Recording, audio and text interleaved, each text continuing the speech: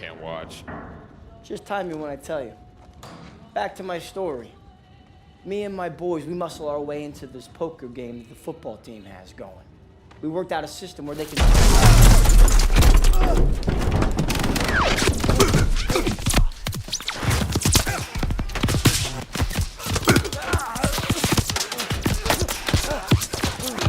Over the side!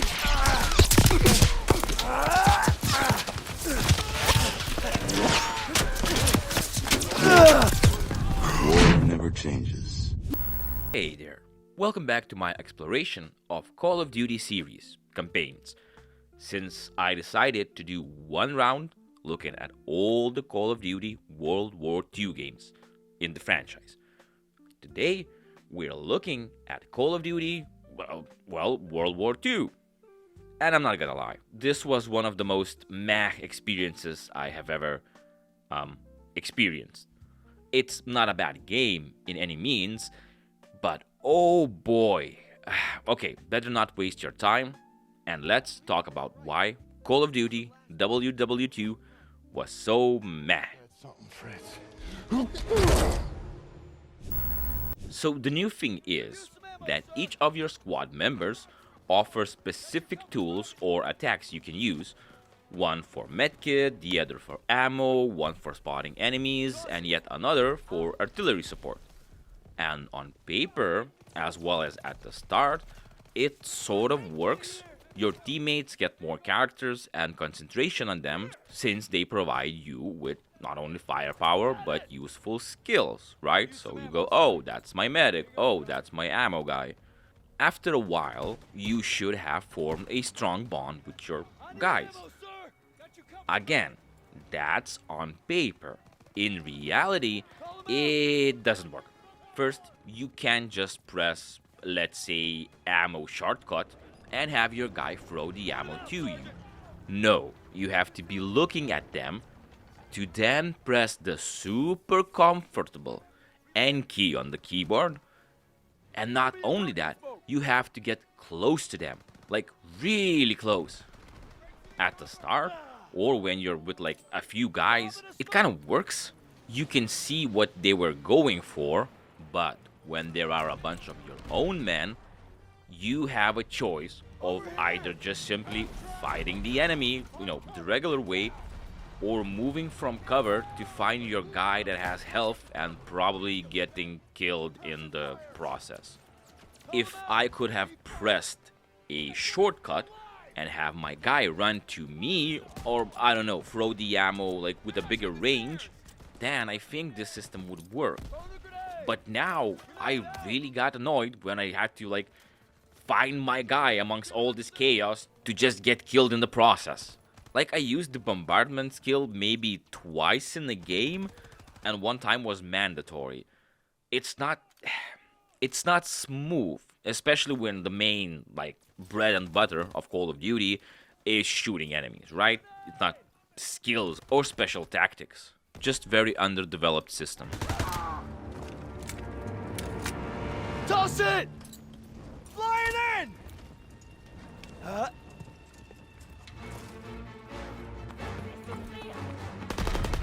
Could use some ammo, sir. Also, I don't get the developer's problem with proper lean mechanics. Like here, you automatically lean once you get in the corner. But why? In Call of Duty, enemies really like peeking out of corners, to shoot you. So you also have to do the same, and don't get me wrong, it works here, but it just isn't as comfortable as just being able to lean whenever I want.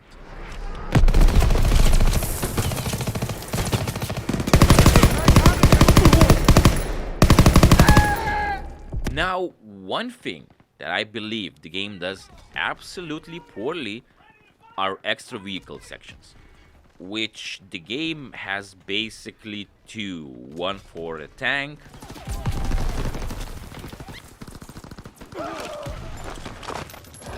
Daniel! Here you go, Sarge! Dagwood White 2-7 a villain. We're drawing fire. Requesting immediate support to phase line 2, over. Copy that, but we'll be leaving our flank exposed. All right, just get your asses here as soon as you can. Understood. Working on it. Over. And make it quick, these packs are tearing us apart! Over and out! All right, boys, we're rerouting to the Stat Theater. The first platoon needs us. Enemy dispositions unknown. Switching to radio and intercom. Radio master on. Rapson, we're taking a right to cut back to the theater. Right ahead. Roger that, Perez. Abrams, Poole, hold position here with 2nd Platoon and cover this flank until we get back. Copy that. You got it, Perez. Everyone stay sharp. Watch. And the other for a plane sequence. Why I think it's done badly? Well, there are just 2 of them.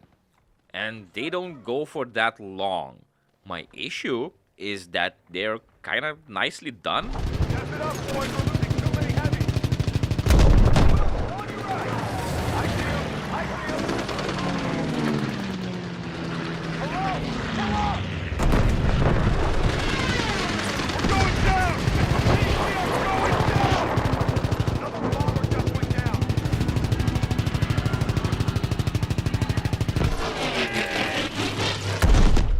Woo! That one's mine. Like jumping from ground combat to tank combat to ground combat again is kind of fun. Imagine if there would be more of them, like in every mission. Maybe even mixing a few of these in one single mission. Like you go from plane to ground to tank to plane again. Maybe even adding a system where you be rewarded for extra goals or performing really well in other sections, right? For example, maybe you could complete some extra goals with the tank, and when you come back to your main character, you could get more ammo or health, or could get a shortcut, whatever. Since I feel there is real potential for crafting sort of synergies. Like this whole plane section is so good. You already developed the controls and the mechanics. So why only give me one mission with this? Perez is working. Call for air support. Dave, make the call. Rover Joe, this is Dagwood White 5 requesting close air support. Over. Copy that, Dagwood White 5. Air support is already tasked with heavy bomber support. ETA unknown. Over. 509, this is command. We've got an emergency request for close air support. Pull your squad once you've reached the target area. Copy, Command. We'll adjust once these heavies are safe. Course change complete. We're 3 minutes out from target location. Let's keep these heavies clean. Coming up on anti-aircraft fire. Taking evasive maneuvers to avoid flak.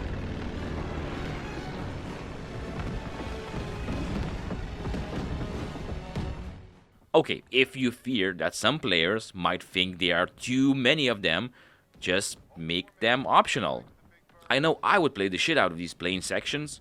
The infiltration mission is kind of fun, needing you to remember your cover a few times, and the map itself is really great looking.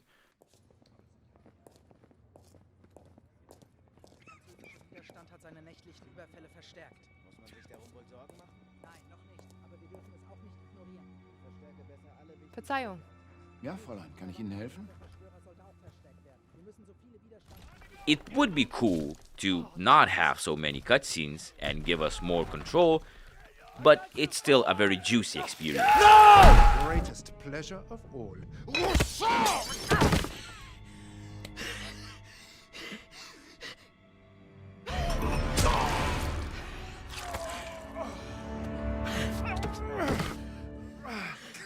This is for my comrades. This is for my son.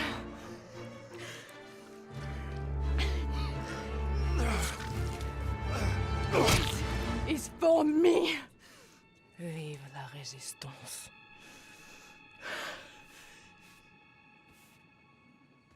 So I believe that the checkpoint system is way better now, but not perfect.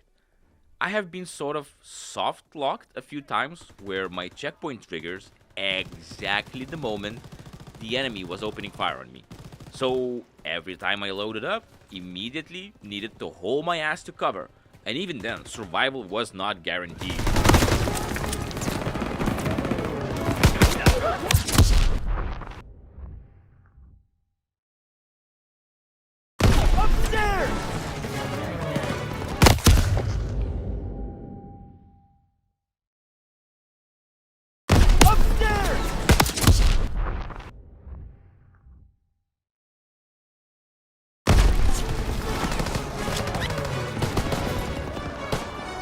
But on the other hand, checkpoints feel like they trigger after a certain time or certain point.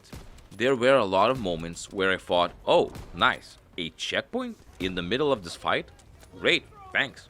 At least I don't have to replay half an hour if I die now. Don't get me wrong, I really vibe with the super rare checkpoints in the older Call of Duty games. There is something magical when you finally pass that super long mission, clenching your butt all the time. But boy, I will agree, they can also make the game feel like a slog. You start to have less fun and more frustration doing the same sections that you mastered over and over again. So these checkpoints, even if they can sometimes fail and reduce how difficult the game is, I mean, the finest hour took me 15 hours. This game took me around, what, 7? Even after all of my complaints, the checkpoints are way better now. And they feel more adapted to the modern audience.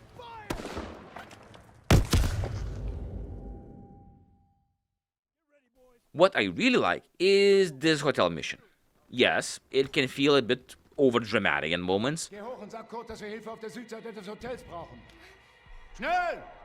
Bewegung! Verstanden!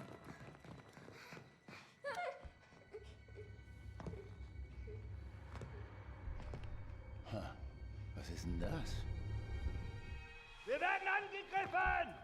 Jawohl! But it also has really fun and chaotic moments when you try to find your way through this whole battle. You're doing great. Just a little further. We'll make it out through there.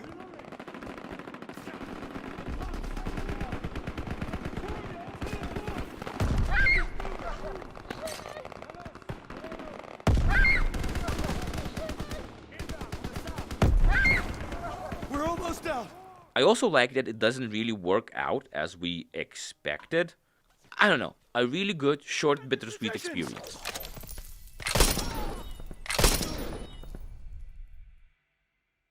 They shot up the truck! Erika! Bitte, Erika! Wach auf! She's gone. Go on! Go! What the hell are you doing? Following orders. Everyone back to the hotel. Move, move, move! Hey, there's nothing we can do. Overall, the gunplay is as always great. And while a lot of mechanics feel underbaked, I can't lie, it's really fun and responsive to play. And also, give me back my lean button, god damn it. I'll be honest with you, this story fucking sucks. It's okay. I've got you, son. Lieutenant! Ami. Fluchen Schweine. Amerikanische Arschlöcher. Sie werden uns nie schlagen. Was machen sie hier auf unserem Kontinent? Hä? Ich am Arsch, verfluchten amerikanischen... It's not the worst story, but it feels like 5 different writers meshing their ideas and no one actually having a strong main focus. Okay, first of all, who the hell wants some shitty macho drama in their World War II game? Peterson is just fucking annoying. So you're good, huh? I'm just fine and dandy, sir. You see wings on me, Private? No, Sergeant. That's because I'm not your fairy fucking godmother!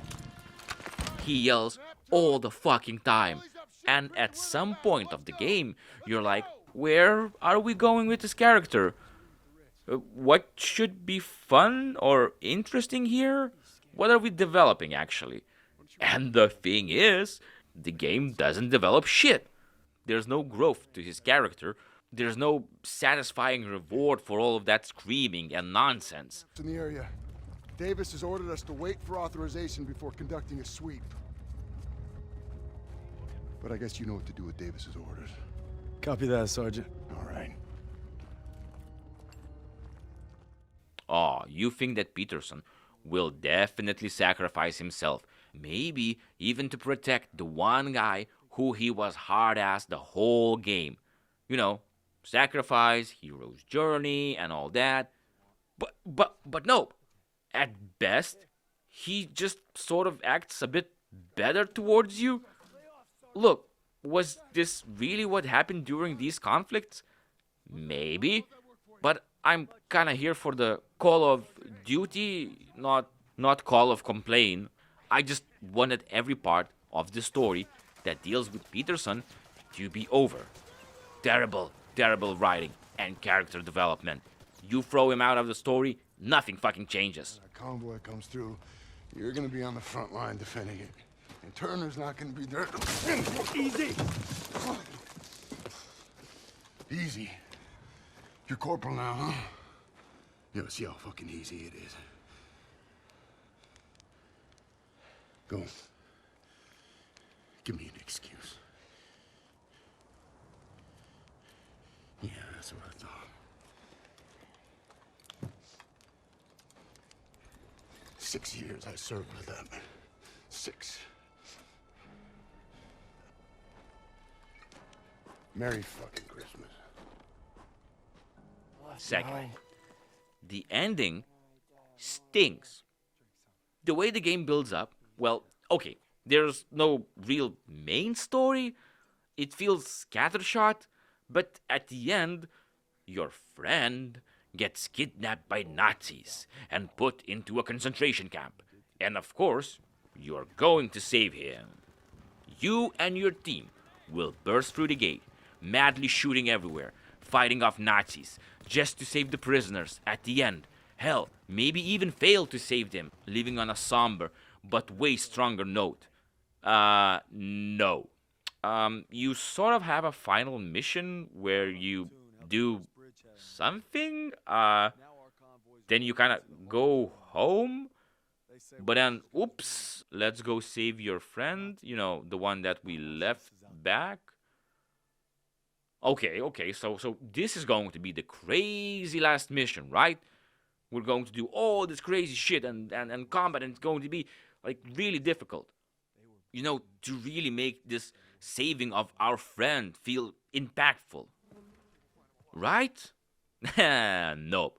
All you do is walk a bit, then walk a bit more, and then, after walking even more, you kill one German soldier, and that's it. Red, take the shot! Everything's coming full circle. All I've done, all I wish I'd done.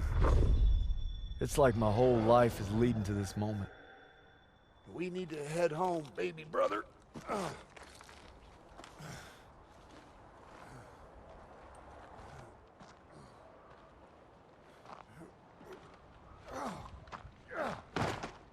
Paul!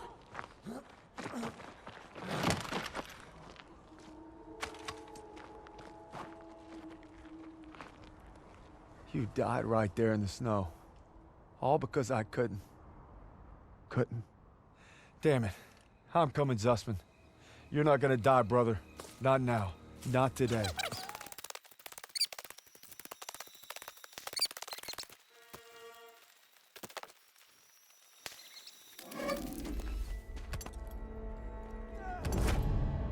Red, take the shot! Take the shot! Take the shot!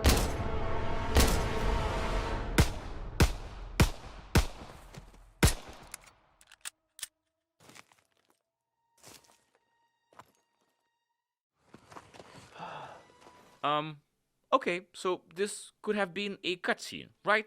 Like, if this last level would have been a lot of different places to explore or lots of objectives, sure, but now you kind of just go, oh, bam. That's it. Okay, wow, I was expecting, I don't know, something, more prisoners, more guards, more... The ending somehow feels like the last minute decision as well as the core part of the story, but it's neither, existing in this bland middle point. Talking about underbaked ideas, you are sort of haunted by the mistakes you made as a kid, And again, I can see what they were going for. But, if you play this game, tell me that the brother stuff doesn't feel like it jumps out of nowhere. Okay, first, why don't we start the game from this incident? Talking with your brother and actually experiencing this for ourselves. Then, when we're fighting in the war, we could have this info in our back of our heads to really build up, you know. Second, why don't you add more about this? Like, what if we could get these visions or playable parts, even, at the end of each level or during the loading screens? Building up what actually happens or different interpretations of what happened and how our character sees that event and sees himself, right? Maybe even growing and showing that he understands that, you know, he was a kid and he's... I'm afraid I won't make it. You got to, Red. Hazel needs you, and so does your child. Now get up. I will. Of course you will, because you don't know the meaning of quit. I got faith in you, baby brother. Paul. Paul. Meet me at home, baby brother.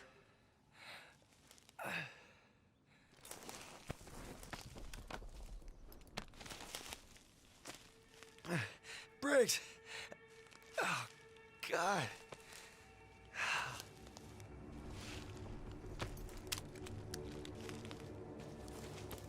And it wasn't his fault. And showing it through the same vision, just, you know, differently. The character could have mentioned his brother or what his brother taught him more throughout the story. But now it's like, the same nightmare. Yeah, the incident.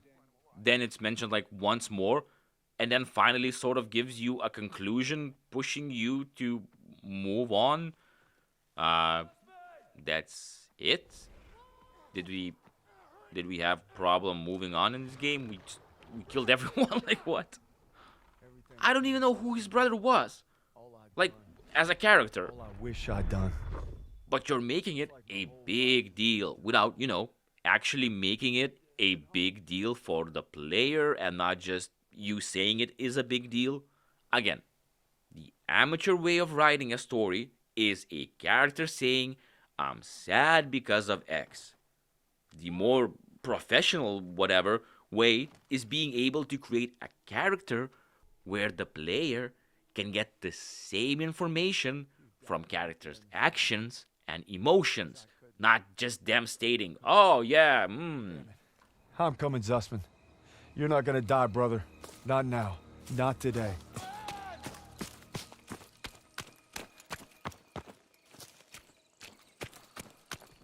Okay, let's talk about this scene. I don't know, man.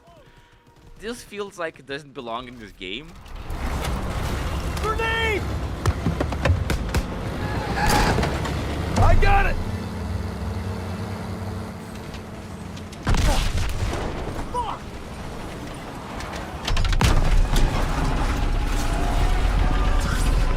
Ah! Jim's coming apart! Jump! Shit!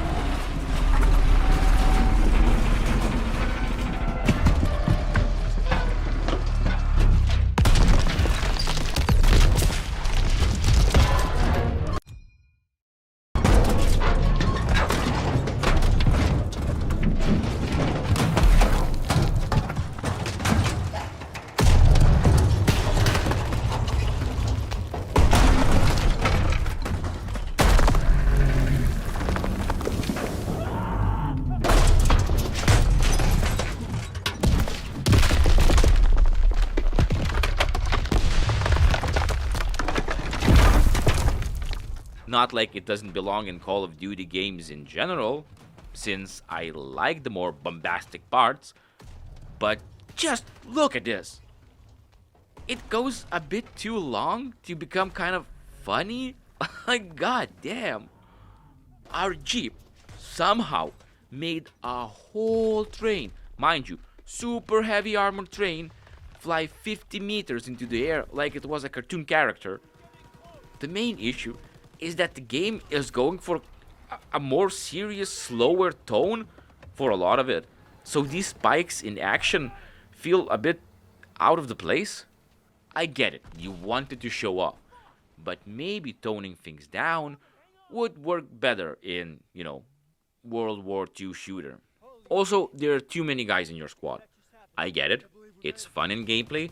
I love having lots of NPCs in my battle, but for a really heavily character-focused game, they simply don't get enough time to actually have a bond with you. I could name most of them, but I could not tell you a single character trait of them. Okay, Dad. Wait till we have targets. Got it. Here. Except from being a dude bro soldier. Lowering the number of teammates would allow you to really focus on building bonds with the rest of them.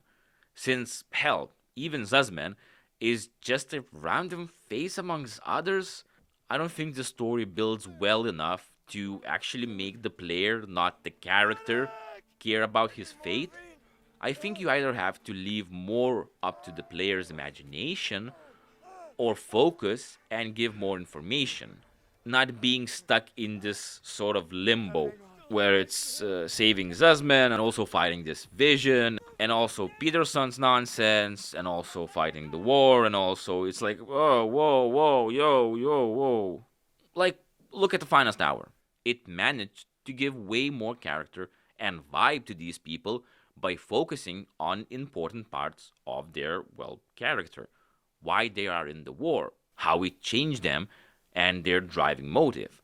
My name is Alexander Sokolov. I thought I was safe.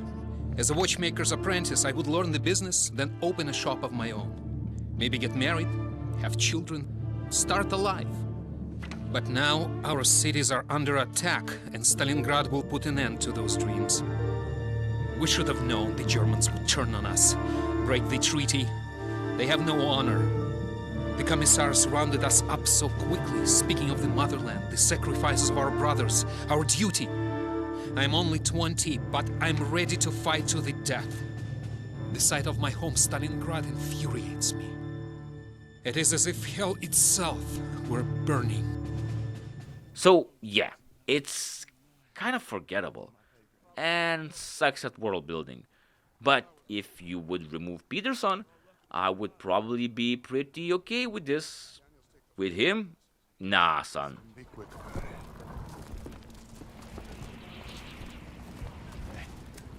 I've seen that look before. It's right before Kasserine. We're on our own boys.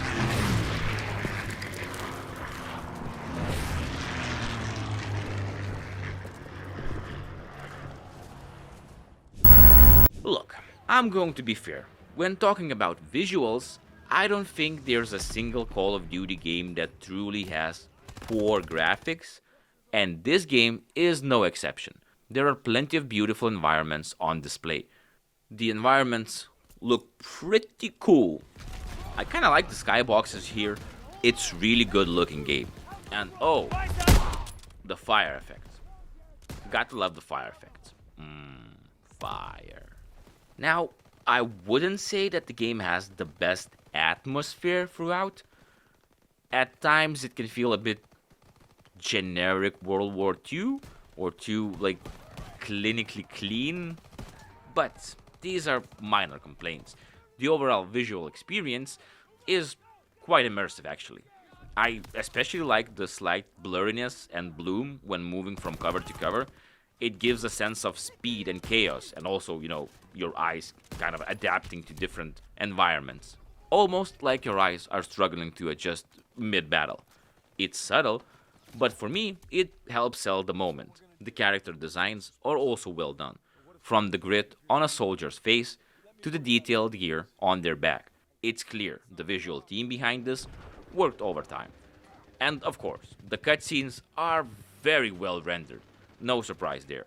But I'll say it again. For me, the more immersive moments are the in-game cutscenes where you can control the camera or at least just look around a bit. There's something about staying in control that keeps me grounded in the moment and in the character instead of watching a movie clip. I get that this game leans more into character-driven storytelling than blank slate protagonist. But man, when the game rips controls away too often, it can pull me out of the experience a bit. Like, can I play my game? If I want to watch a movie, I'll just go watch Netflix. No, I won't. No one watches Netflix anymore. Does anyone even remembers Netflix? Goddamn shot count.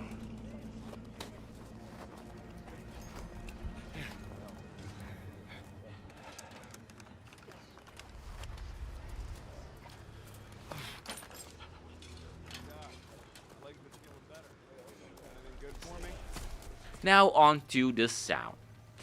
This one's kind of a disappointment, especially coming from Call of Duty Finest Hour.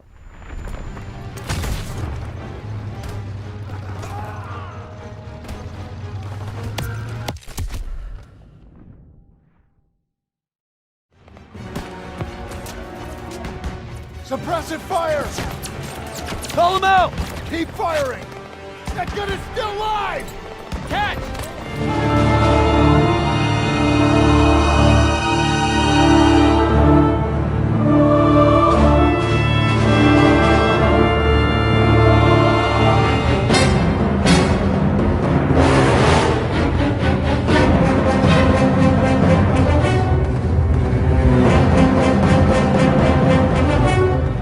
That game had a killer soundtrack. Every level had at least one track that made me go, oh, snap, this is a banger actually. Or gave a sense of rising tension. Here, I think I noticed the music maybe once or twice. It's not bad, it fills in the background like it's supposed to do, but it just doesn't elevate the action. And maybe my problem is because I played Finest Hour and now I'm tainted, like my whole experience is tainted because that game is good. Why is it so good? And also broken. What? Those big cinematic moments, like when you're holding a last line of defense or storming an enemy stronghold, really needed an epic backing track to push it over the edge. And it just wasn't there. That said, the sound design overall is fantastic. Every weapon reload has a crisp, satisfying sound. The distant rumble of artillery, even the way bullets whiz by or pin off surfaces. Drop at the tree line! Daniel, use the hand!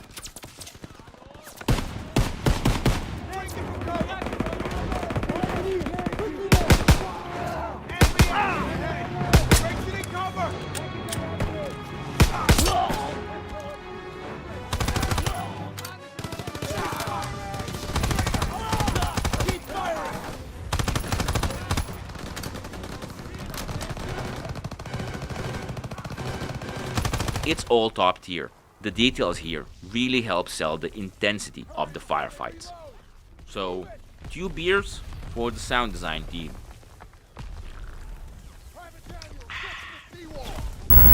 So, yeah, Call of Duty World War II had a lot of potential and a lot of fun parts, but the overall package was one of the most kind of forgettable Call of Duty experiences.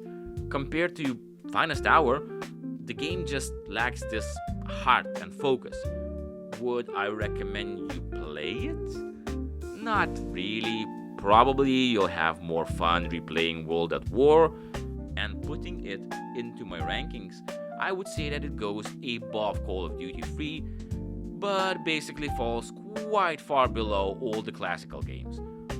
Okay? Okay. Thanks for watching this video. If you like it, why not click that like button and subscribe for more stupid videos? What's your favorite Call of Duty game? And did you play this one? Leave a comment and let me know. But enough chit-chatting. I'll see you all next time.